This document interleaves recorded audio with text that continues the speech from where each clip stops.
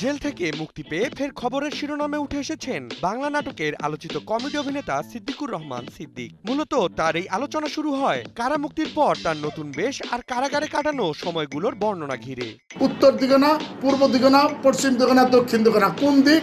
সিদ্দিক। গণমাধ্যমে দেওয়া এক সাক্ষাৎকারে অভিনেতা জানান, জেল হাজতে কাটানো 11 মাস তার পুরো জীবনের রূপরেখা বদলে দিয়েছে। এ সময় তিনি বলেন, জেলে নিয়মিত 5 ওয়াক্ত নামাজ আদায় করা শুরু করেছিলাম। সেখান থেকে ধীরে ধীরে আমার মধ্যে পরিবর্তন চলে আসে। আসলে জেলে প্রচুর চিন্তা করার সময় পেতাম। এ সময় আমার আগের যে রুটিন ছিল তা পুরোটাই পরিবর্তন হয়ে যায়।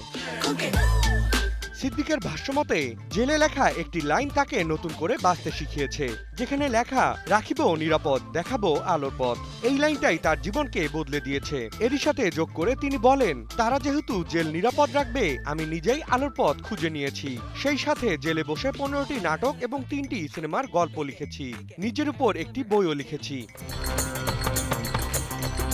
কারাজীবন বিষয়ে তিনি জীবনের এক ভিন্ন অভিজ্ঞতা উল্লেখ করে বলেন, শিল্পী হিসেবে আমি কারাগারেও অযাচিত সময় নষ্ট করিনি। বর্তমানে আমি পরিবারকে সময় দিচ্ছি, নিয়মিত নামাজ পড়ছি, কুরআন অনুযায়ী চলার চেষ্টা করছি। আপাতত জেলে যাওয়ার দিন থেকে জেল জীবন ও আমার নিজের জীবনের পরিবর্তন নিয়ে বই লিখছি। সবকিছু ঠিকঠাক থাকলে হয়তোবা মাস কয়েক পরেই কারাগারে বসে লেখা গল্পগুলো নিয়ে কাজ শুরু করব।